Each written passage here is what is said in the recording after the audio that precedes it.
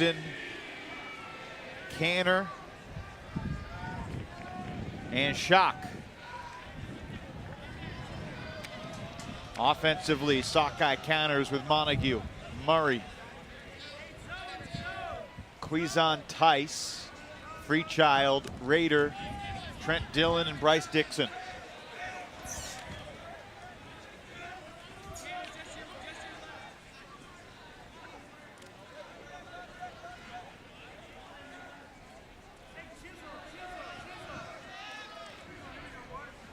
You can see this machine defense just intending to make Sockeye think twice before they release any throw. 2 defenders up front. The next level, almost a 3-person wall. And then 2 defenders splitting that deep space between them. Credit to Sockeye. They seem pretty impervious to the defense in the sense that they're very content to be patient, although Bansfield, no frustration whatsoever. Alrighty, Chicago has shown it can break Sockeye once. Can it do it again? This pull is going to be inbounds. Kasednar centers for Montague. Continues for Murray. And you noticed any lingering effects of the injury for Dylan Freechild? Nothing that's jumped off the screen to me.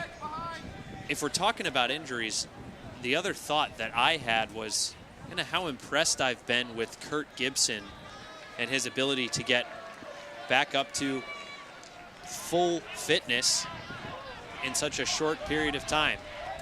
Yeah, that's a great point. You know, he dealt with shoulder and upper body injuries for so much of the regular season. He tore one of his labrums last year at Nationals and then tore the other one skiing this past February. Raider bluffs the big backhand. The crowd wanted it. He didn't start running again until about July. He's got a way of getting himself in great shape. I mean, he played every point in college late in his career. Stoppage.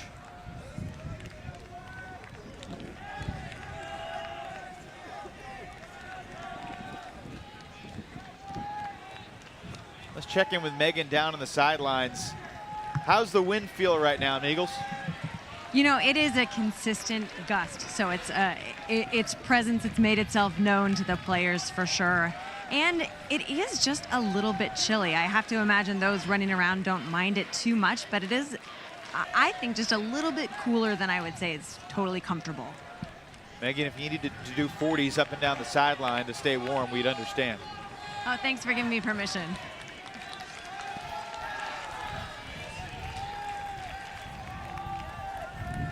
Well, it's nicer weather still than these teams were able to practice in leading up to this national championship. We heard stories of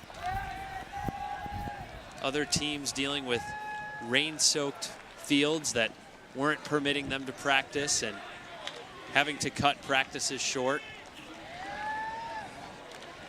And at that point in the year, you just kind of got to trust all the work you've put in up until that point.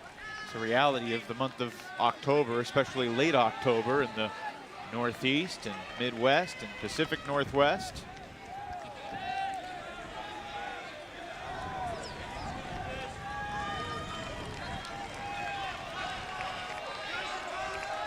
Imagine the SoCal Condors didn't have a problem with the weather during their practices leading up to Nationals. Murray absorbs the bump from Bansfield, dishes for Montague.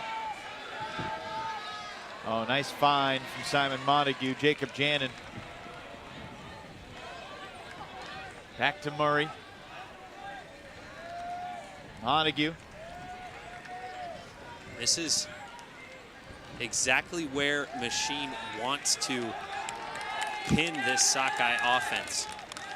Coach Andy Nielsen before the game saying he wanted to do everything he could to limit the space that Sockeye throwers have. Trap them in a small space And the closer they get to that flick sideline, the closer they get to putting those throwers in that most challenging position. But a throw like that from Freechild really breaks things open. Very narrow window, but Dylan Freechild got it through to Rader right as the Chicago crowd crescendoed, trying to implore the Machine defenders to get a block.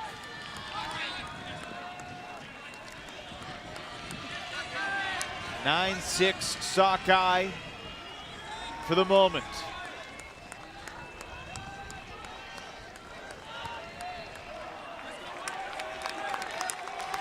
Largest lead for Seattle has been 5. It was after the first score in the second half. Last 2 goals have come from the 6 seed Chicago Machine.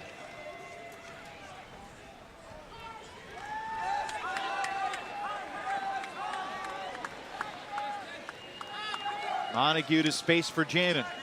Gibson hustles over, sets the mark.